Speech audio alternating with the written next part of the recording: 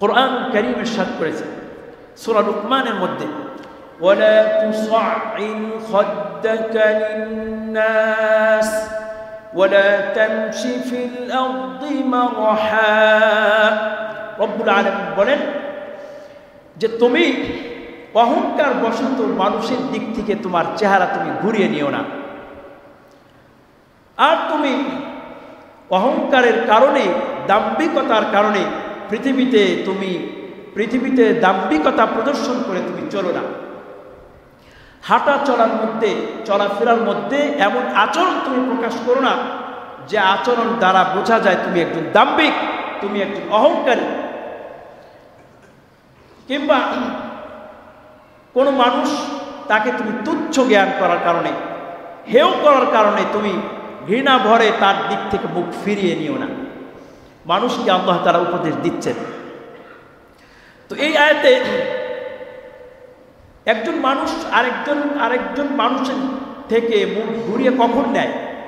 যখন সে নিজেকে তার থেকে অনেক দামি মনে করে, বড় মনে করে, নিজের থেকে অনেক বৈশিষ্ট্যবলী, নিজের মধ্যে তার থেকে অনেক গুণাবলী আছে, এরকম যখন মানুষের চিন্তা চেতনা থাকে বা মনের মধ্যে থাকে, তখন ওই ব্যক্তি অন্যের দিক থেকে মুখ ঘুরিয়ে নেয়, অহংকার করে।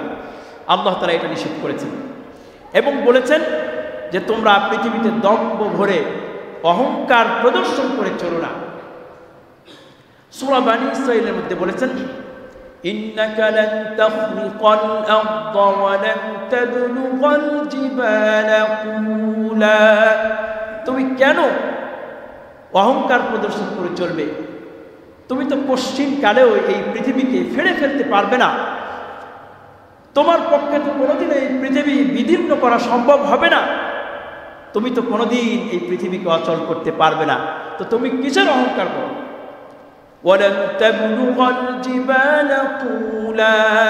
তুমি পশ্চিম কালেও উচ্চতায় পাহাড়ের সমান হতে পারবে না। তো এটা তোমার পক্ষে সম্ভব না। তো তুমি কিসের অহংকার করো? আল্লাহ তাআলার এক নগণ্য সৃষ্টি পাহাড় আমাদের দৃষ্টিতে সুবিশাল হলেও মহান রব্বুল আলামিনের কাছে সেটা একেবারেই নগণ্য, অতি নগণ্য। তো তার একটা নগণ্য সৃষ্টি পাহাড়, তার উচ্চতাকেও তুমি হার মানতে পারবে না, তুমি তার উচ্চতাকে ছাড়াতে পারবে না। তো তুমি কিসের অহংকার করো? অতএব তুমি অহংকার করো না, তোমার ভিতরে নম্রতা আনো, তোমার ভিতরে খুশুয়ের গুণাগুণ আনো। আল্লাহ তাআলা পরে বলেন, ইন্নাল্লাহা লা ইউহিব্বু কুল্লা মুখতালিন ফাখুর। নিশ্চয়ই আল্লাহ তাআলা কোনো দাম্ভিক অহংকারকে পছন্দ করেন না, ভালোবাসেন না। অতএব অহংকার এক নিন্দনীয় গুণ, যেটা আমাদের মধ্যে অজান্তে অনেক সময় চলে আসে।